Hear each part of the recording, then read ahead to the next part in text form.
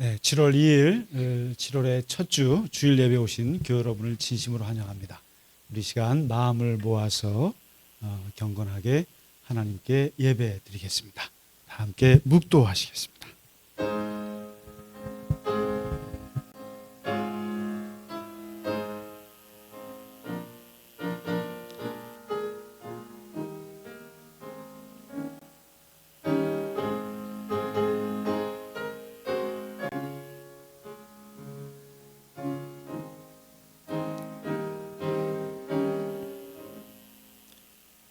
너희는 이전 일을 기억하지 말며 옛날 일을 생각하지 말라. 보라, 내가 새 일을 행하리니 이제 나타낼 것이라. 그런즉 누구든지 그리스도 안에 있으면 새로운 피조물이라. 이전 것은 지나갔으니 보라, 새 것이 되었도다. 아멘.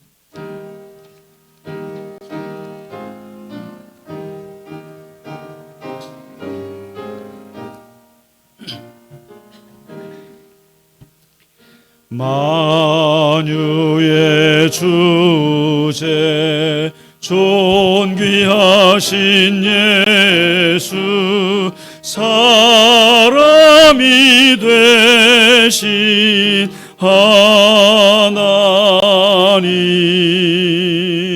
나 사모하여 영원히 섬길 내 영광 되신 주로다. 화려한 동산 무성한 저수목 다 아름답고 묘하나 순전한 예수 더 아름다워 봄 같은 기쁨 주시네.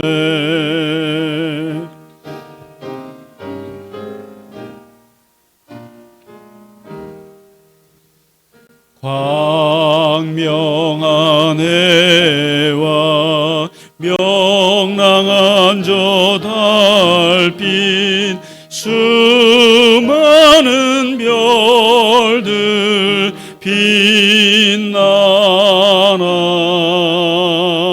주 예수 빛은 더 찬란하여 참 비교할 수 없도다.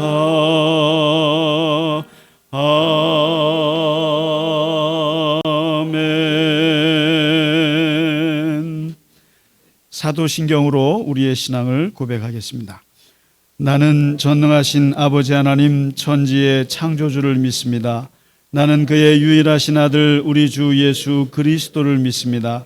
그는 성령으로 잉태되어 동정녀 마리아에게서 나시고 본디오 빌라도에게 고난을 받아 십자가에 못 박혀 죽으시고 장사된 지 사흘 만에 죽은 자 가운데서 다시 살아나셨으며 하늘에 오르시어 전능하신 아버지 하나님 우편에 앉아 계시다가 거기로부터 살아있는 자와 죽은 자를 심판하러 오십니다.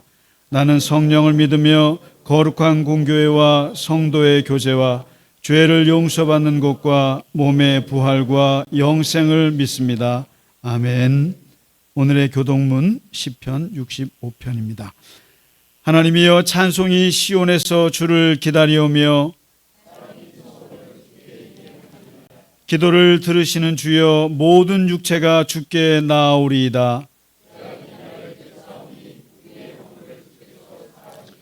주께서 택하시고 가까이 오게 하사 우리가 주의 집 곧 주의 성전의 아름다움으로 만족하리이다. 하나님의 강에 물이 가득하게 하시고 초장은 양떼로 옷 입었고 골짜기는 곡식으로 덮였음에 그들이 다 즐거이 외치고 또 노래하나이다. 아멘.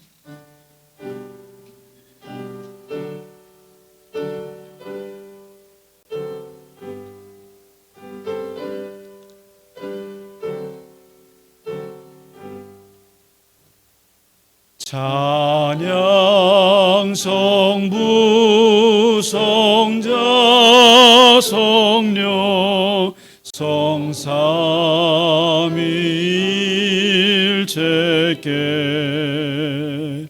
영원 무궁하기까지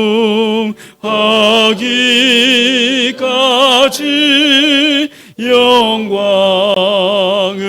돌리세 영광을 돌리세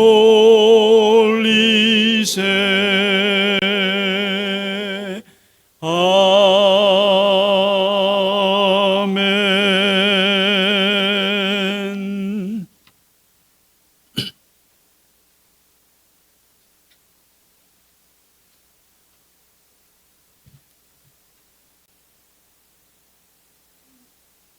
하나님이 세상을 이처럼 사랑하사 독생자를 주셨으니 이는 저를 믿는 자마다 멸망치 않고 영생을 얻게 하려 하심이니라.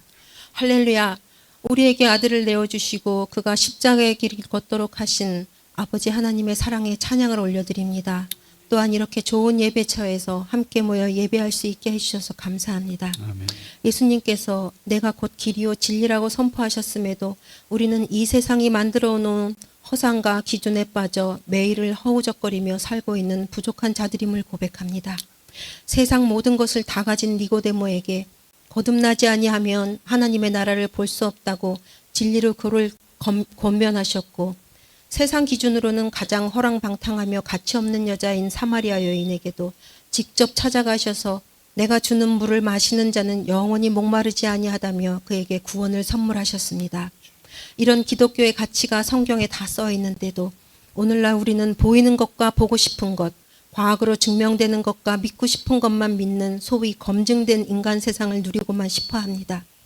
교회에 들어왔다 할지라도 구원 이후에 주어질 하나님의 황금 보따리가 어디 없나 자꾸만 뒤로 감춰진 하나님의 손을 의식하는 속물근성을 용서하여 주시옵소서. 어리석은 우리는 예수님께서 십자가에서 이루신 사랑과 그 피의 공로를 자꾸만 잊어버립니다. 우리가 집안을 매일 청소하고 끼니마다 밥을 먹듯 예수님과 늘 동행하는 거룩한 삶을 살고 싶사오나 우리의 의지로는 못합니다. 똑똑한 니고데모도 못 알아들었습니다. 성령님께서는 늘 조명하여 주셔야 겨우 깨닫는 고집센 양 같은 존재입니다. 불쌍히 여겨 주시옵소서. 주님, 우리 갈릴리 겨자나무 교회는 매달 한 번씩 우리가 마음속에 새기고 지켜야 할 강령으로 공동체 고백문을 함께 읽습니다. 참으로 어려운 고백이며 실천하기도 만만찮은 덕목들입니다. 예수 그리스도를 교회의 머리로 예배하며 날마다 성경을 읽고 묵상하고 기도하고 나누고 섬기며 게다가 겸손하여 포용하며 흘러넘쳐 성교까지 담당하자고 이구동성으로 외칩니다. 아무것도 모르는 미미한 저희들이지만 가르쳐 주시고 인도해 주셔서 아주 작은 열매라도 열리도록, 아니 하나님께서 심어 놓으신 씨앗에 물이라도 줄 수 있도록 우리를 사용하여 주시옵소서. 해외에서 선교를 담당하시는 양한갑 김경수 선교사님과 탈북자들을 위한 싱크 사역을 기억하여 주시고 그들의 건강과 물질을 책임져 주시옵소서.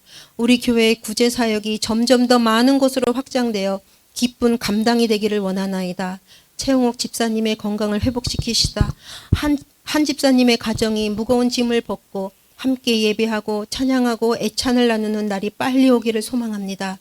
그 밖에도 서로 나누기 힘든 하나님께만 아뢰는 마음속 짐들을 주님께 의탁하오니 주님의 뜻대로 해결되는 역사가 있게 하여 주시옵소서. 그리 아니하실지라도 평생의 감사와 호흡 같은 기도를 놓지 않는 큰 믿음을 허락하여 주시옵소서. 오늘도 말씀을 듣습니다. 말씀을 전하시는 목사님 영육간에 강건케 하여 주옵시고 영과 진리로 예배하도록 깨닫게 하여 주시옵소서. 우리들의 찬양도 기뻐 받아주실 줄 믿사오며 니고데모와 사마리아 여인에게 가르쳐 주시고 구원을 주신 예수님의 이름으로 간절히 기도드립니다. 아멘.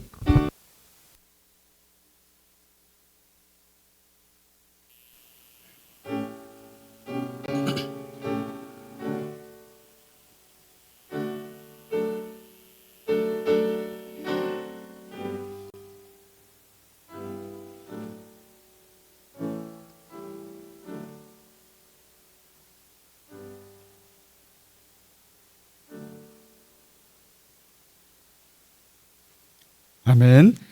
우리 찬송가 428장 내 영혼의 햇빛 비치니 함께 찬양 드리겠습니다.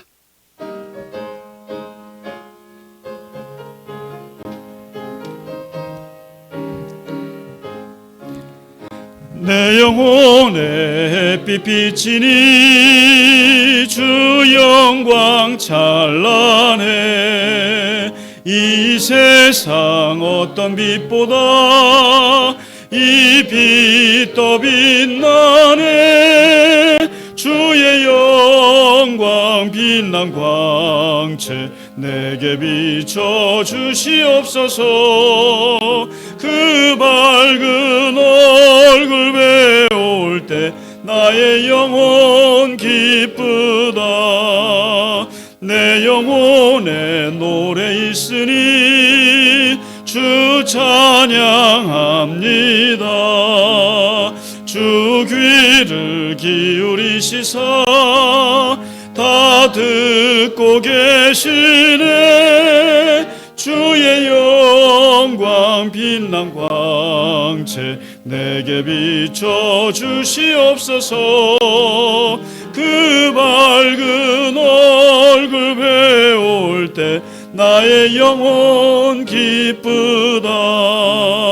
내 영혼의 봄날 되어서 주 함께 하실 때 그 평화 내게 깃들고 주 은혜 꽃 피네. 주의 영광 빛난 광채 내게 비춰 주시옵소서. 그 밝은 얼굴 배울 때 나의 영혼 기쁘다.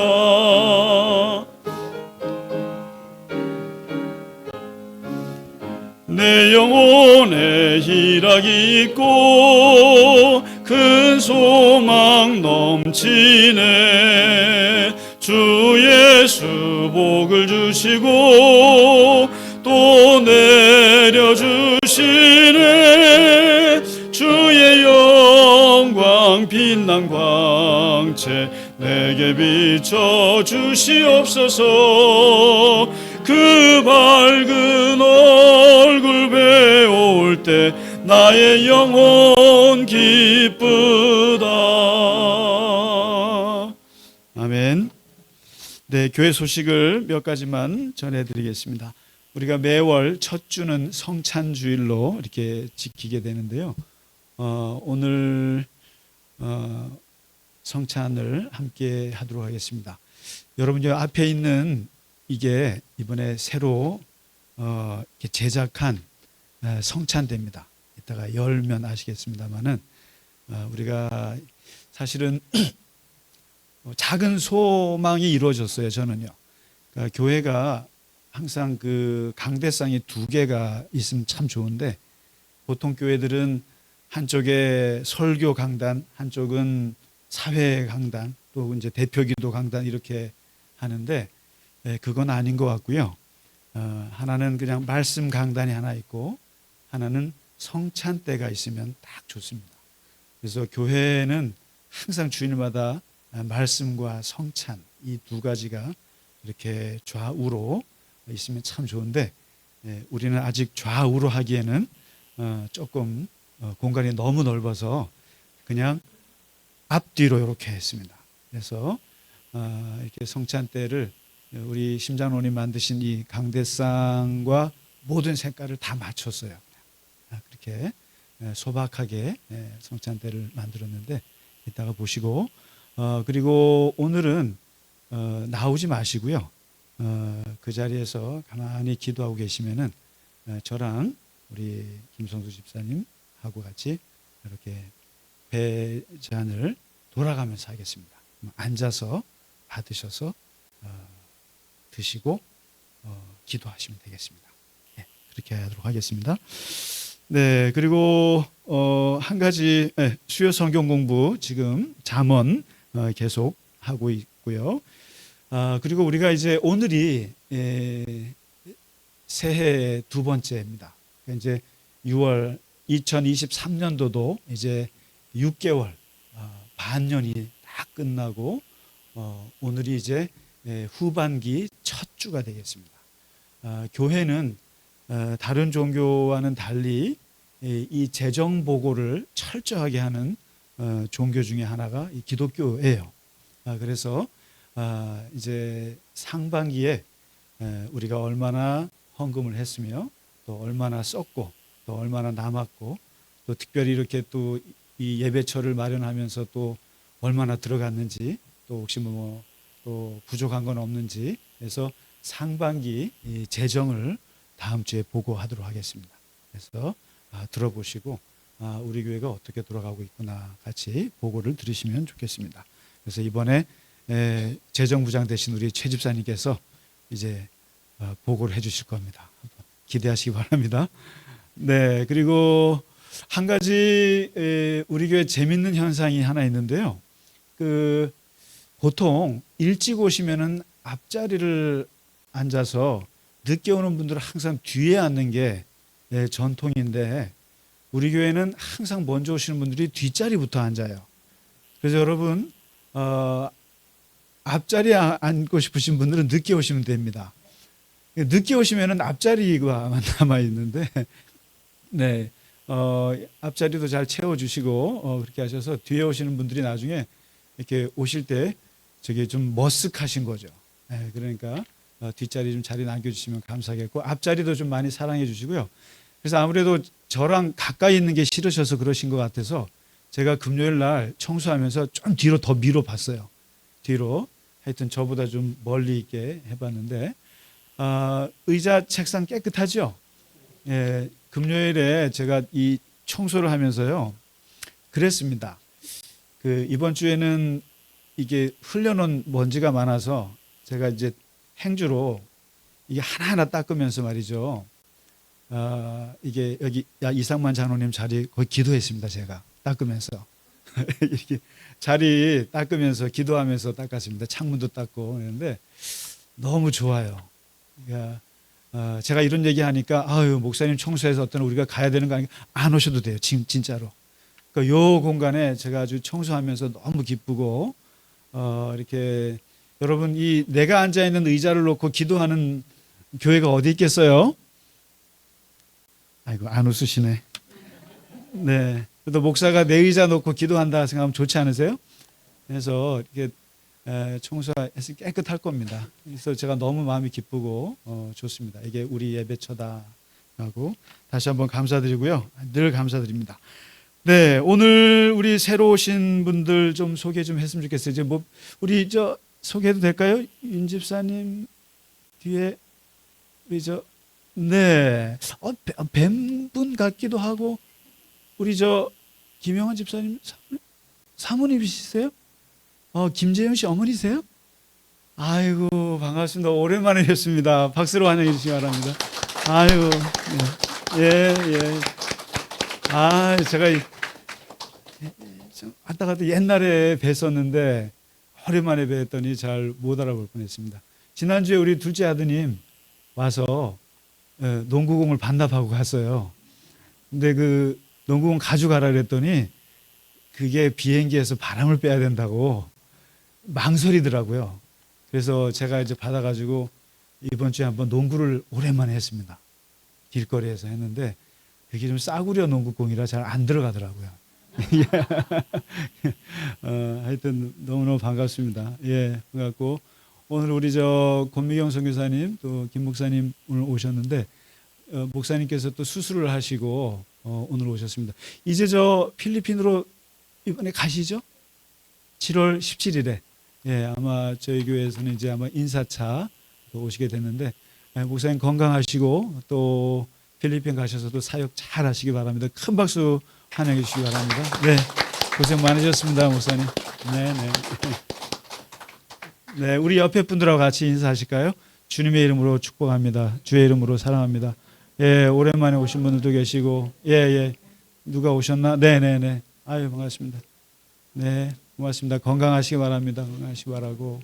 네. 예, 좋습니다. 감사합니다. 네.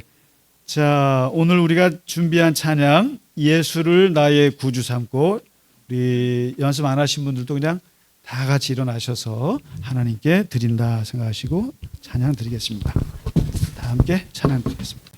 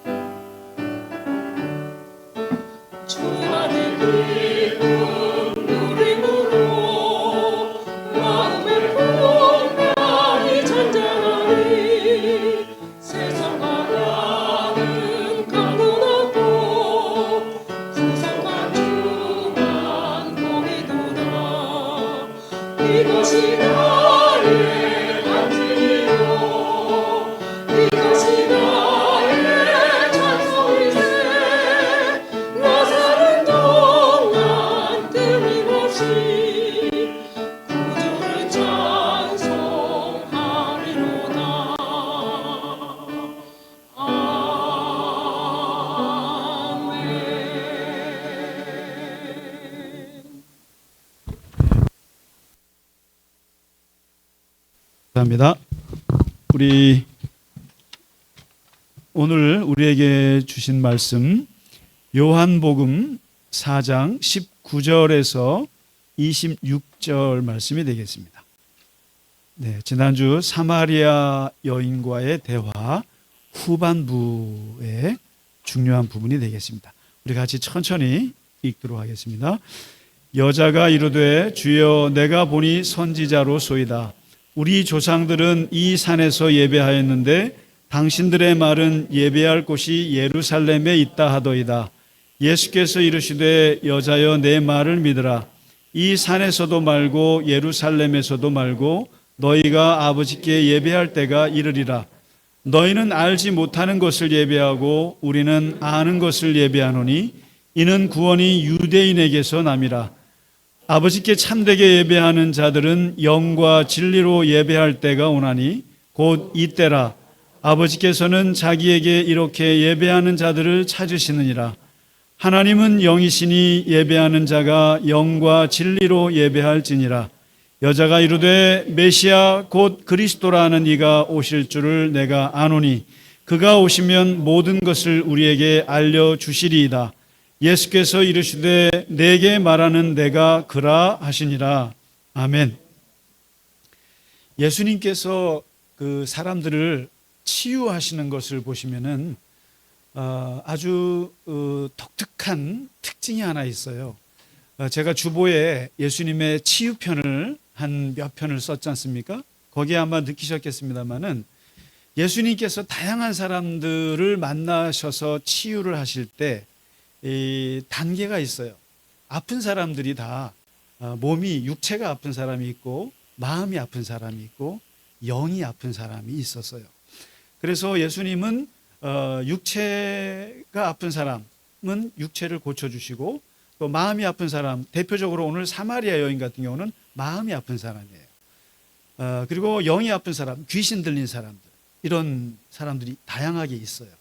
그런데 예수님의 치유는, 제가 치료라고 하지 않고 치유라고 말하는 이유는, 힐링이라고 말하는 이유는, 항상 예수님은 다리가 아픈 사람을 고쳐줘도 항상 끝은 하나님을 만나도록 하는 걸로 끝나요. 다시 말해서 한센인 환자들을 만나서 고쳤을 때 그 사람들의 결과가 나병이 떨어져 나가는 것으로 끝이 아니라 하나님께 예배하고 하나님을 찬양하는 것으로 끝납니다. 그리고 마음이 아픈 사람을 만나서 상담을 하실 때에도 그냥 네가 누구한테 속상하구나, 남편이 5 있었다 6 있었다 고생했겠구나, 아이고, 우리는 보통 요 수준에서 끝납니다. 헤어져, 아니면 그냥 그래도 참고 살아, 이 정도로 끝날 텐데, 예수님께서는 그 마음의 상처를 시작을 해서 끝은 영적인 것으로 끝난다는 거예요. 이걸 힐링이라는 거예요. 괜히 커피 한 잔 마시고 무슨 뭐 좋은 여행 갔다 오고 이런 것으로 힐링 됐다는 다 거짓 힐링이에요. 힐링은 원래 예수님이 만드신 말이고, 예수님의 모습을 힐링이라고 하는데, 힐링이라고 하는 것은 육체로 출발해서 영으로 끝나는 것이고, 마음으로 출발해서 영으로 끝나는 거예요. 다시 말해서 모든 사람들의 그 병고침이라고 하는 것은 그 끝이 하나님께 영광으로 끝나요. 하나님이 살아계신 것을 깨닫는 것으로 끝난단 말이죠. 그 대표적인 경우가 오늘 이 사마리아 여인의 경우예요. 이분은 마음이 아픈 여인이라 마음을 상담을 하기 시작했고, 물 얘기로 시작했어요. 물질 얘기로 시작하셔가지고 생수 얘기로 발전하다가 남편 얘기가 나왔어요. 그러면서 점점점 개인사, 가정사 얘기가 나오면서 마음의 치유를 하시는데, 단순한 거였어요. 예수님은 뭐 저 남편이랑 살아라 이런 말씀 안 하시고, 예수님은 네 남편이 5 있었다, 그러나 지금 있는 남편도 남편이 아니다. 다시 말해서 객관적인 사실과 그리고 그 여인이 느끼고 있는 감정을 정확하게 얘기해 주심으로써 치유를 하신 거예요. 그렇게만 끝났으면 되는데, 여기서 이 여인은 이제 예수님에게서 하나님을 보게 되면서 그야말로 마음속 깊이 오랫동안, 자기뿐만 아니라 이 북쪽 이스라엘에서 살았던 사마리아 사람들 모두가 고민하고 궁금해하고 그리고 갈등했던 그 문제를 끄집어내요. 그 문제가 바로 뭐냐면 하나님께 예배하는 문제로. 그러니까 놀랍잖아요. 물 한 잔으로 시작해서 하나님께 예배하는 주제로까지 올라가는 거예요. 이게 예수님께서 생각하시는 치유인데, 이 여인이 오늘 꺼내놓은 주제가 이제 보니까 예수님이 심상치 않은 분인 걸 알게 된 거예요. 이분은 보통 사람이 아니다. 그래서 선지자구나. 이분은 뭔가 알겠다 싶어갖고 이제 얘기를 합니다. 우리가 400년 동안 이 산에서, 지금 야곱의 우물에서 얘기하고 있지 않습니까?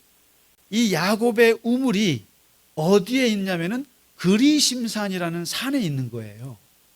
그쪽 근처에 있어요. 바로 그리심산 근처에 있는 그 야곱이 파놨던 우물에서 대화를 하고 있다 보니까 이 그리심산을 가리키면서 얘기하는 거예요. 우리 조상들이, 다시 말해서 북이스라엘 우리의 조상들이 우리는 예배를 그리심산에서 드리고 있는데, 당신들 남쪽의 남유다 사람들은 우리 보고 가짜라고 그런다.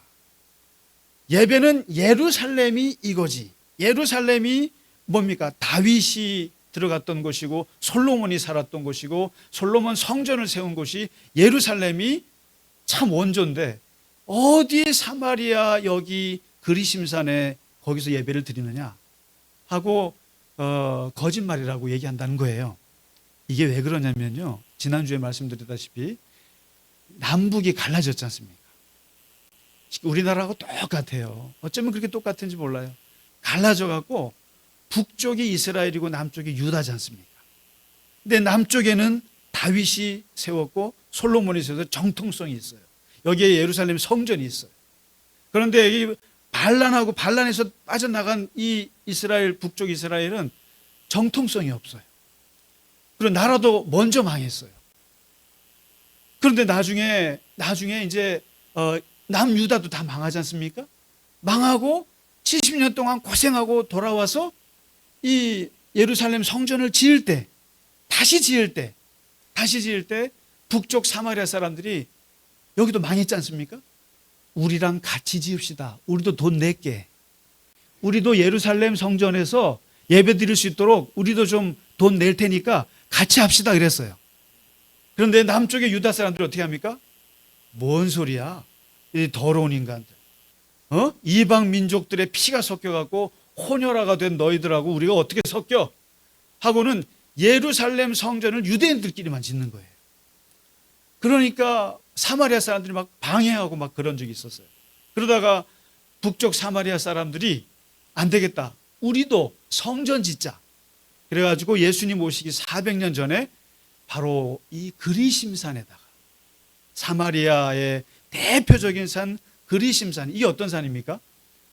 여기가 우리 조상 아브라함과 야곱이 제단을 드렸던 곳이에요. 그리고 야곱이 우물을 팠던 곳이에요. 그리고 출애굽 광야 시절에 모세가 가나안 땅으로 가면서 그리심산에 올라가서 이스라엘을 축복한 유서 깊은 땅이에요. 바로 이 산에다가 성전을 짓고 400년 동안 예수님 내려올 때까지 여기서 예배를 드리는 거예요. 그러면서도 찜찜한 거예요. 예루살렘 성전이 원조인데. 그래서 이게 논쟁이 계속 있었던 거예요. 야, 예루살렘 성전에서 드리는 게 진짜 참 예배냐? 아니면 우리가 만든 그리심산 이 성전 예배가 참 예배냐? 하고 이거하고 계속 400년 동안 싸워왔던 거예요. 그 주제를 지금 얘기하는 거예요. 쉽게 말하면 서울이 진짜 서울이냐, 평양이 진짜 서울이냐, 이런 거와 똑같은 거예요. 그러니까 이제 이 여인이 그 오래된 예배 장소에 대한 질문을 예수님께 던지는 거예요. 던지면서 예배를 어디서 드리는 게 진짜 예배입니까? 얘기를 하니까 오늘 예수님께서 오늘 21절부터 24절을 우리가 생각해야 할 예배에 대한 가장 중요한 말씀으로 받아주시면 좋을 것 같아요. 기독교의 예배가 무엇인가? 물론 구약에도 많이 나오고 바울도 얘기하고 많은 예배관이 있어요. 그러나 제일 중요한 것은 오늘 바로 요한복음 4장 21절에서 24절에서 예수님께서 짧게 언급하신 이 구절에서 기독교 예배의 핵심이 나옵니다. 예배라고 하는 것은 무엇인가? 예배라고 하는 것은 어떻게 드려야 되는 것인가? 그것을 말씀하시는데 오늘 예수님께서 먼저 두 가지 전제를 얘기하세요. 이 산도 아니고 저 산도 아니다. 놀라운 얘기죠. 그리심산 예배가 맞습니까? 예루살렘 성전 예배가 맞습니까? 쉽게 말하면 온라인 예배가 맞습니까? 오프라인 예배가 맞습니까? 교회에 나와서 예배를 드려야 됩니까? 집에서 예배 드려도 됩니까? 아니면 뭐라 그럴까요? 그냥 이 한국에서 예배 드리는 것이 맞습니까? 아니면 북한이 맞습니까? 뭐 이런 거겠죠. 이런 건데 예수님께서 뭐라냐면은 이 산도 아니고 저 산도 아니다. 끝. 뭐겠어요? 이 산 저 산 중요한 거 아니다. 중요한 거 아니다. 어디서 예배드리는 거 중요한 거 아니다. 이걸 일단 얘기하시고요. 두 번째, 너희는 알지 못하는 것을 예배하고 우리는 아는 것을 예배한다. 예배라고 하는 것은 알고 드려야 된다. 너희 그리심산에서 예배를 드리는 모양인데 너희는 뭔가 모르고 예배를 드린다. 예배가 뭔지도 모르고 누구에게 드리는지도 모르고 어떻게 해야 되는지도 모르고 지식 없이 정확한 개념 없이 아무런 의미도 없이 그냥 전통적으로 우리 조상이 드렸으니까 드리는 아주 무식한 예배를 드리고 있다, 이런 얘기죠. 다시 말해서 오늘 말씀은 두 가지입니다. 예배는 여기도 저기도 이게 일단 중요한 것이 아니다. 두 번째, 예배는 알고 드려야 한다. 모르고 드려서는 안 된다. 그러면서 얘기하시기를 세 가지를 쭉 얘기하세요. 그 얘기라고 하는 것은 다른 게 아닙니다. 하나님이 누구신가? 예배는 이 이스라엘 역사는 이스라엘의 성경의 역사, 또 그것을 이어받은 우리 기독교인들의 역사에서 아주 중요한 문제 중에 하나가 예배 문제예요. 예배 문제. 어떻게 하나님께 나아가서 무릎을 꿇나? 어떻게 내가 하나님을 섬기나? 보세요. 물 한 잔으로 시작된 주제에서 이제 하나님께 어떻게 내가 나아가는가라고 하는 영적인 아주 본질의 문제를 얘기하고 있는데 여기서 예수님은 도대체 우리가 나아가서 무릎 꿇고 예배하고 찬양 드려야 할 그 대상이 누구냐, 그분을 어떻게 고백하느냐에 따라서 내가 어떻게 예배를 드려야 할지가 나온다는 말씀이에요. 그래서 뭐라고 말씀하시냐면 예수님은 하나님은 누구시냐, 예루살렘 성전이 이런 게 중요한 것이 아니라 하나님은 누구시냐, 하나님은 첫째 아버지시다. 하나님은 아버지시다, 이 얘기를 하세요. 이렇게 얘기하시죠. 너희가 아버지께 예배할 때가 이르리라. 아버지께 참되게 예배하는 자들은 나오죠. 아버지께서는 자기에게 이렇게 예배하는 자들을 찾으시느니라. 아버지, 아버지, 아버지 나와요. 이 굉장히 중요한 말씀이에요.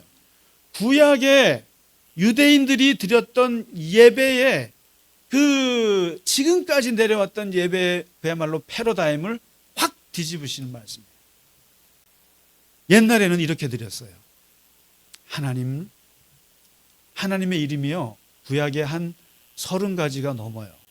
엄청 많아요. 근데 그 중에 하나님은 창조주요, 하나님은 전능자십니다, 하나님은 거룩자세요, 치료자세요, 능력자세요, 승리자세요, 온갖 표현이 많은데 대표적으로 우리가 이 세상에서 볼 수 있는 사물이나 사람을 비유로 해서 한 표현이 4가지가 있어요. 첫째, 만왕의 왕이십니다. 우리가 흔히 볼 수 있는 왕이죠. 하나님은 그런 왕입니다. 두 번째, 하나님은 만군의 여호와입니다. 다시 말해서 군대 총사령관이십니다. 하나님은 군대 장군입니다. 세 번째, 하나님은 우리의 주인입니다. 아도나이, 주인입니다. 네 번째, 하나님은 우리의 목자입니다. 이 대표적인, 우리가 주변에서 볼 수 있는 대상들이지 않습니까? 그러면서 하나님을 그렇게 표현을 했어요. 그러면 한번 보세요. 하나님을 만왕의 왕으로 모셨을 때 나는 백성이에요. 그리고 왕은 나를 보호하세요. 그러면서 동시에 왕은 나에게 명령합니다. 그 왕에게 나아갈 때 나는 복종해야 돼요. 충성해야 돼요. 그렇게 해야 합니다. 만군의 여호와, 우리 군대의 총사령관이신 하나님 앞에 그 하나님은, 그분은 사령관이고 나는 부하예요. 이 사령관은 나를 보호합니다. 나를 지켜줄 수 있습니다. 그리고 나에게 명령합니다. 그래서 나는 사령관 앞에 나아갈 때 충성과 절대 복종을 해야 됩니다. 그리고 아도나이, 주님은 나의 주인이십니다. 그랬을 때 나는 종입니다. 머슴입니다. 주인은 나를 먹여주고 입혀주고 보호해주고 그리고 명령합니다. 나는 주인에게 충성하고 복종하고 그리고 성실하게 해야 합니다. 목자는요? 목자는 나를 보호하고 키워주고 인도하죠. 내가 할 수 있는 것은 목자에게 그냥 따라가기만 하고 순종하면 됩니다. 그런데요, 왕과 사령관과 그리고 주인과 목자의 공통점이 뭘까요? 뭐겠습니까? 이분들은 다 자기의 백성, 자기의 부하, 자기의 종, 자기의 양을 다 잡아먹을 수가 있습니다. 말 안 들으면 다 죽여버릴 수가 있는 권세가 있어요. 생사여탈권을 갖고 있습니다. 왕이 그렇고 사령관이 그렇고 주인이 그렇고 또 목자가 그러합니다. 목자 결국에는 양 잡아먹잖아요. 이게 뭐냐면 이게 구약에서 고백했던 가장 좋은 하나님에 대한 표현들이에요. 다시 말해서 하나님은 나를 지켜주세요. 그리고 하나님은 나를 명령하세요. 그래서 나는 하나님께 충성하고 복종하고 그러면서 마음에 하나님을 존경하지만 동시에 말 안 들으면 죽을 수도 있다는 두려움도 있어요. 그런 두려움과 심하면 공포를 가지고 하나님 앞에 나아가서 예배를 드려요. 양을 잡아요. 헌금을 바쳐요. 어마어마한 정성을 다해요. 죽지 않으려고. 잘 보이려고.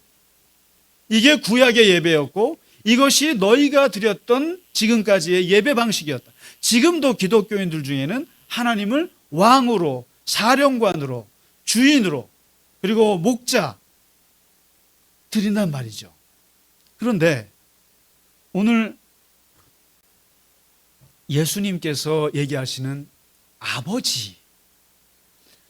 아버지께 예배할 때가 온다.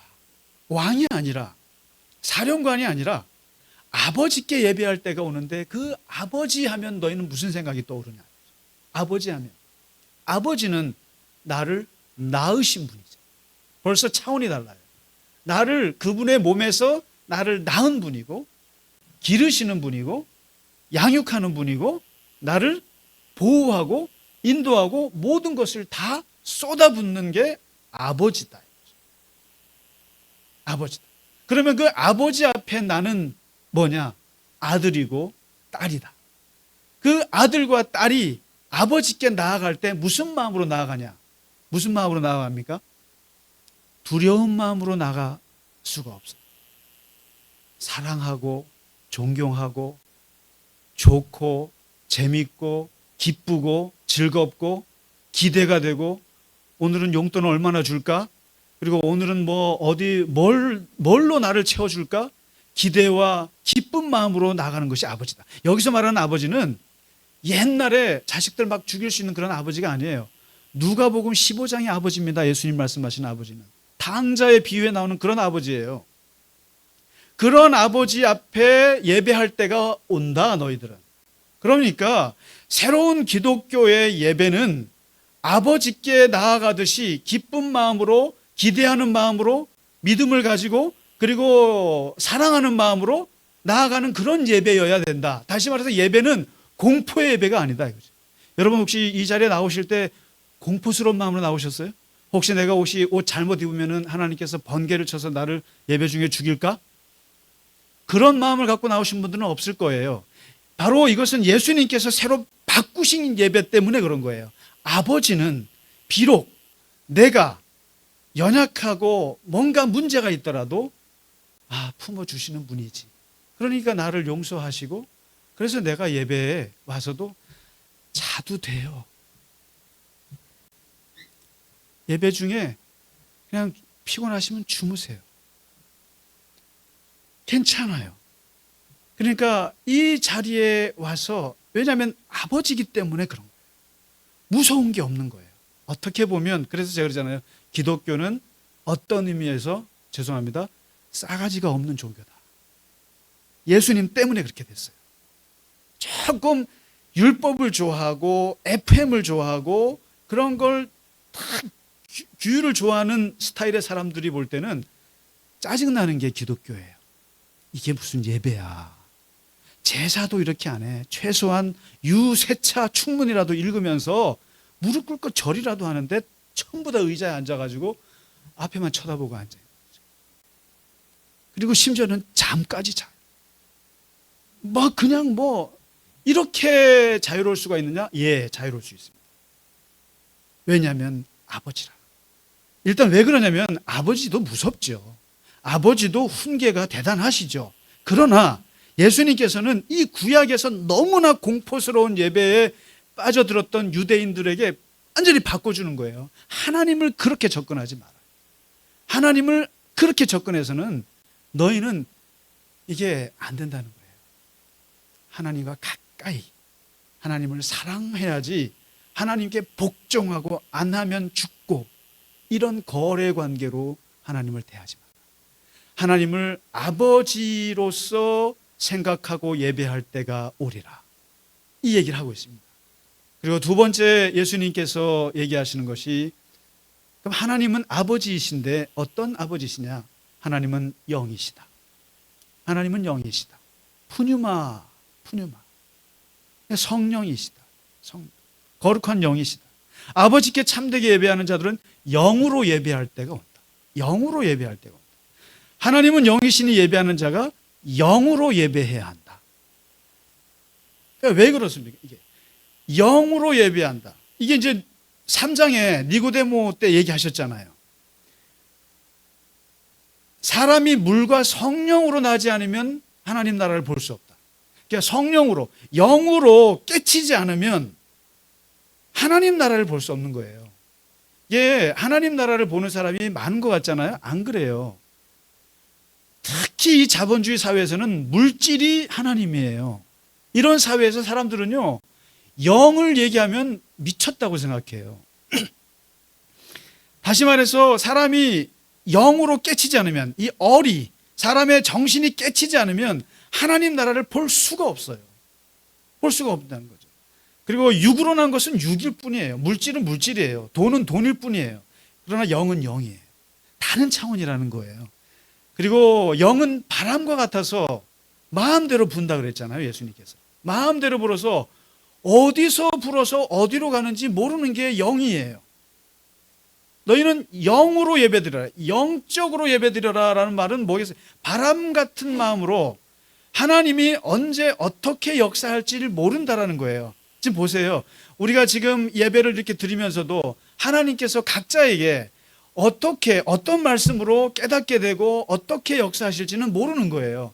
그래서 예배가 비록 예배 순서지에 따라서 또 우리가 순서에 따라 어느 정도 이렇게 규율을 갖추고 하지만은 하나님께서 우리 각자에게 어떤 말씀으로 어떻게 임할지는 모르기 때문에 그 성령의 역사에 대해서 길을 열어놓으셔야 돼요. 문을 열어놓으셔야 돼요. 쉽게 말해서 말씀을 듣다가 방언을 받으시면 어떻게 할 거예요? 그리고 기도하는 중에 하나님께서 치유가 생기면 어떻게 할 거예요? 얼마든지 하나님은 바람처럼 이 순간에도 어떻게 역사할지 모른다는 것에 문을 열어놓으셔야 된다는 거예요. 그래서 유명한 로이드 존스 목사님이 그 부흥이라는 책에서 아주 자극적인 말씀을 하신 적이 있어요. 제가 한번 읽어드릴게요. 교회에서 성령이 떠나면, 그 부흥이라고도 합니다. 성령이 떠나면 성가대를 강조합니다. 돈을 주고 성가대를 사오기도 합니다. 그런 교회도 있어요. 그들의 중심에 하나님을 사랑하는지에 대한 관심이 없습니다. 알 필요도 없습니다. 아, 찬양 좋았어 라고 평가합니다. 성가대가 성도들을 위해 노래합니다. 그런 면에서 우리 교회는 너무 좋아요. 저는요. 우리 교회는 성가대가 모든 교인의 성가대라 저는 우리 교회가 10,000명이 넘어도 전 교회 성가대 하고 싶은 마음이에요. 그 성가대 돈을 사가지고 그 화려한 성가대 챔버들이 교인들을 할 때 교인들은 그것을 들으면서 아, 찬양 좋았어. 오늘은 바하의 곡을 했네. 오늘은 마태 순환곡을 했구나. 아, 좋아. 저희가 이런 교회 좀 있어 봤어요, 저도. 모든 성가대가 그냥 성가대도 돈이 얼마나 많이 들어가는지 아주. 네, 저는 그때 그런 있으면서도 이건 아니다 싶었어요. 성가대 하고 교인들은 그냥 즐겨요. 성가대. 근데 제가 참 감사한 건 모든 교인들이 성가대 하니까 돈도 필요 없고 그리고 모두가 다 성가대니까 너무 좋지 않아요? 너무 좋아요. 근데 이 로이드 존스 목사가 그걸 지적하고 성령이 떠나면 성가대를 돈 주고 사옵니다. 이런 얘기. 그러면서 이것은 성령을 소멸하는 것입니다. 하나님을 만날 생각도 안 합니다. 우리는 성령을 소멸하는 위험에 처해 있습니다. 예배 중에 모든 항목이 정해져 있고 시간이 주어져 있습니다. 어느 시점에 시작하여 어느 시점에 맞춰야 하는지 모두 짜여져 있습니다. 그렇죠. 10시에 시작해서 11시에 끝나야 되죠. 다 순서가 있어요. 순서가 적힌 주보대로 진행합니다. 그 순서지에 적힌 대로 하라고 종용합니다. 그렇잖아요. 무슨 찬양 시간에 딴 거 하면은 그거 못 견디는 목사님. 심지어 어떤 제가 아는 목사님은요, 예배 시작을 딱 10시에 해야 되는데 1분 전에 했다고 쫓겨난 목사가 있어요. 실화예요, 실화. 그러니까 예배를 딱 10시에 땡 하면 다 같이 예배 시작하겠습니다 그래야 되는데 1분 전에 한 거예요. 그래서 담임 목사님한테 쫓겨났어요. 그러니까 이런 그만큼 그런 거에 이제 이제 예민한 거죠. 물론 저도 그런 면은 있습니다만은, 그러나 여기에서 로이드 존스 목사님이 이런 얘기를 하세요. 그 순서지에 적힌 대로 갑니다. 이렇게 쭉 하고는 문제는 우리가 성령께 기회를 드리고 있느냐라는 거예요. 이걸 짚은 거예요. 순서대로 하지 말라는 것이 아니라 성령께 기회를 드리느냐. 만일에 성령께서 갑자기 임하시면 어떻게 하시겠습니까? 그렇잖아요. 예배 순서대로 쭉 진행하다가 하나님께서 오늘은 내가 이 사람을 내가 치료해 줘야겠다. 내가 이 사람에게는 강력한 말씀으로 뭔가 해야겠다 하는데 사람들이 다 하나님 순서 지키세요. 지금 오시면 안 돼요. 이거 무슨 지금 조용한 침묵기도 시간에 하나님 갑자기 나타나시려고 그러십니까? 이 예배 순서로 하나님의 성령을 막을 수 있다라는 거예요. 그런데 순서대로 하되, 그러나 언제 하나님의 성령이 우리에게 어떻게 임할지에 대해서는 문을 열어놓고 기대하면서 하죠. 만일에 이 와중에 우리 교인분 중에 막 치유 받으시고 정말 그러시면은 제가 어떻게 하십니까? 지금 뭐 하는 짓이냐고 그러겠어요? 성령에 열려 있는 사람은 하나님의 역사를 받아들이고 그 순서를 잠깐 줬고 함께 축하하고 함께 치유를 맛보아야죠. 성령의 결국은 하나님은 영이시다. 하나님은 바알 우상 덩어리처럼 이렇게 벽에 걸려져 있는 우상이 아니다. 정해져 있지 않다. 하나님은 바람처럼 우리에게 어떻게 역사할지 모르니 예배를 오실 때, 예배를 드릴 때 항상 하나님의 성령이 나에게 어떻게 역사하실 거에 대한 기대와 문을 여셔야 돼요. 우리가 방언을 못 받는 이유 중에 하나가 뭐냐면 막 방언하면 사람들한테 피해 줄까 봐 막 그래가지고 방언을 하다가 멈춰요. 그래서 방언 은사 같은 거를 소멸시키는 분들이 있는데, 하나님이 역사할 때는 그냥 확 내놓으셔야 되는 거죠. 성령은, 하나님은 영이시다. 그런데 이 영이라고 하니까 사람들이 자꾸 그래요. 아까 초반에 말씀드렸다시피 예루살렘도 아니고 그리심산도 아니야 라고 하니까 온라인 예배도 맞고 오프라인 예배도 맞아. 그런데 사도 바울이 여기에 대해서 진짜 영적인 예배는 무엇인가? 진짜 영적인 예배는 무엇인가? 로마서 12장에 이렇게 얘기를 했어요. 너희 몸을 하나님이 기뻐하시는 산 제물로 드리라. 이것이 진짜 영적인 예배다.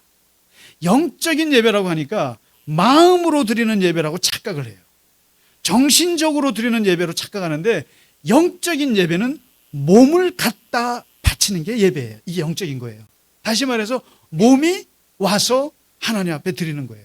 그러니까 우리가 불가피하게 코로나 때 할 수 없이 영상으로 드릴 수밖에 없었지만, 진짜 내가 보람 있고 진짜 하나님이 기뻐하시는 예배는 아침에 일어나서 샤워하시고 목욕제기 하시고 옷도 좀 오늘은 좀 좋은 옷 입고 브로치도 다시고 그리고 화장도 잘 하시고 차를 타고 몸이 움직여서 그 자리에 가는 게 굉장히 중요합니다. 굉장히 중요한 몸으로. 이것이 영적인 예배인 거예요. 영이시다. 그리고 마지막으로 오늘 예수님이 말씀하신 게, 영만 얘기하니까 사람들이 완전히 무슨 예배를 마음대로 드리는 것처럼 착각하는데, 그래서 예수님이 말씀하신 하나님은 진리시다. 진리다. 아버지께 참되게 예배하는 자들은 영과 진리로 예배한다. 진리가 뭐겠습니까? 말씀이에요. 지식이에요. 로고스예요. 모르고 예배드리면 안 돼요. 하나님의 말씀이 없는 예배는 예배가 아니에요. 그리고 정말 그냥 만일에 영과 진리로 할 때 진리를 빼고 너희는 영으로 예배 드려라고만 말씀하셨으면 전부 다 우리는 황홀경 환자들이 될 거예요. 황홀경에 빠져갖고 막 흔들어다가 원시 부족들이 드리는 그런 예배밖에 안 될 거예요. 그런데 기독교는 진리가 있어요. 진리가. 하나님의 말씀을 알고 하나님 말씀을 듣고 그 말씀이 우리에게 주시는 계시로 알고 받아들이는 거죠. 그래서 우리는 예배의 거의 반을 말씀을 듣는 시간에 할애합니다. 만일에 예수님이 진리를 얘기하지 않았으면 우리 예배 1시간 동안 계속 노래만 부르셔야 돼요. 노래만 부르고 기도만 하고 가셔야 돼요. 그런데 영과 진리로가 있기 때문에 한쪽에 하나님의 말씀을 들으면서 생각하는 거죠. 하나님 말씀을 듣고 깨닫는 거죠. 그렇게 드리는 거죠. 오늘 3가지 말씀드렸습니다. 하나님은 아버지시다. 하나님은 영이시다. 그리고 하나님은 진리시다. 그리고 우리가 하나님 앞에 예배 드리러 갈 때 그 사람들이 이렇게 말합니다. 어디 가세요? 예배 보러 가. 우리나라 사람들은 어디 갈 때 예배 보러 가 그럽니다. 네, 예배 보러 가 그러면은 예배를 보러 가는구나.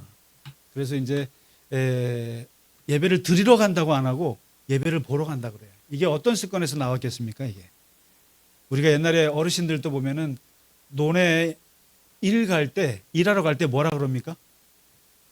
일 보러 간다 그러잖아요. 우리나라 습성이 그래요.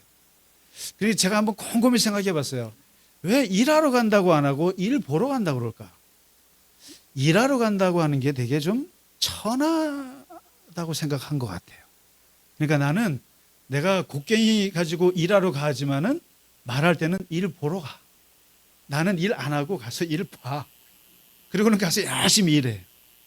그러니까 이런 습관 때문에 우리나라 사람들은 그런 노동이나 이런 일을 이게 좀 부끄럽다고 생각해서 일 보러 간다 그런지 몰라도 그것을 이어받아서 예배도 그렇게 생각해요. 예배 보러 가 그래요. 그러니까 일 보러 가듯이 예배 보러 가는 거예요. 그런데 어쨌든 중요한 것은 예배는 드리는 것입니다. 예, 그래서 김상기 목사가 하는 설교 보러 가가 절대 아닙니다. 그것이 비록 예배의 30, 50%를 거의 차지합니다만은 그러나 중요한 것은 각자의 예배자. 그래서 내가 일주일에 한 번, 이건 기도회와 달라요. 성경 공부하고 전혀 다릅니다. 예배는 내 몸으로 옮겨가서 그곳에서 하나님 앞에 드리는 것입니다.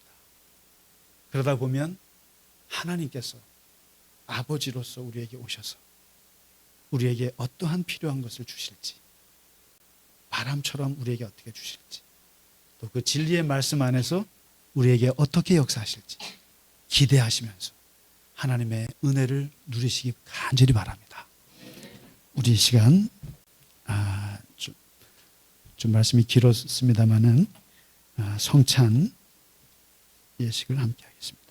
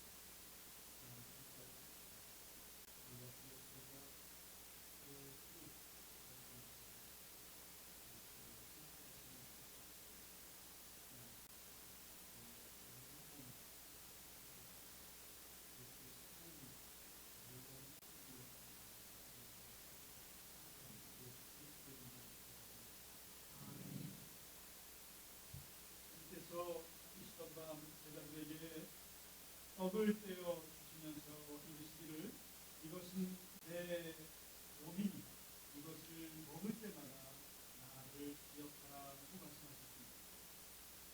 직후에는 제자들에게 포도주를 주시면서 말씀하셨습니다. 이것은 내가 너희를 위하여 흘리는 내 언약의 피니 이것을 마실 때마다 나의 죽음을 기억하라 하셨습니다. 오늘 이 시간 우리가 주님의 살과 주님의 피를 먹고 마시는 것은 주님의 죽으심을 기억할 뿐만 아니라 그 죽으심 때문에 우리가 구원받았음을 감사하고 또 주님이 오실 날까지 그분의 십자가의 구원을 경험하고자 합니다. 이 시간은 우리가 경건한 마음으로 주의 살과 주의 피를 먹고 마시기를 주님의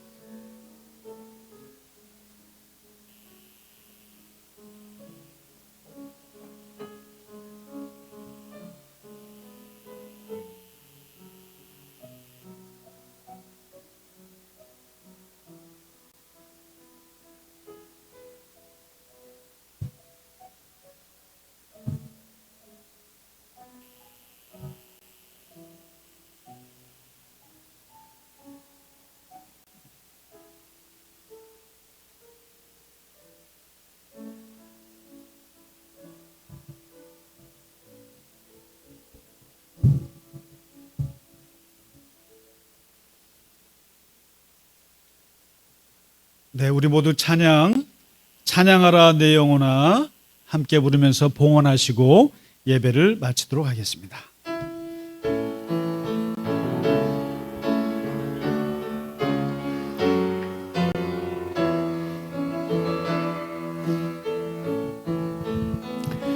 찬양하라 내 영혼아,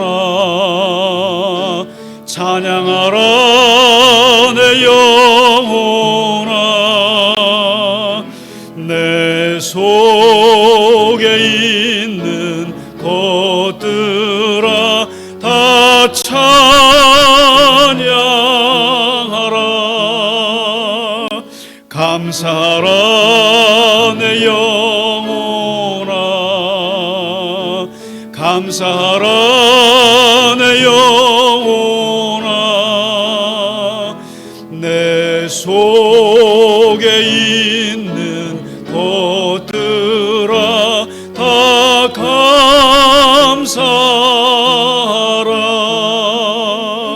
기뻐하라 내 영혼아,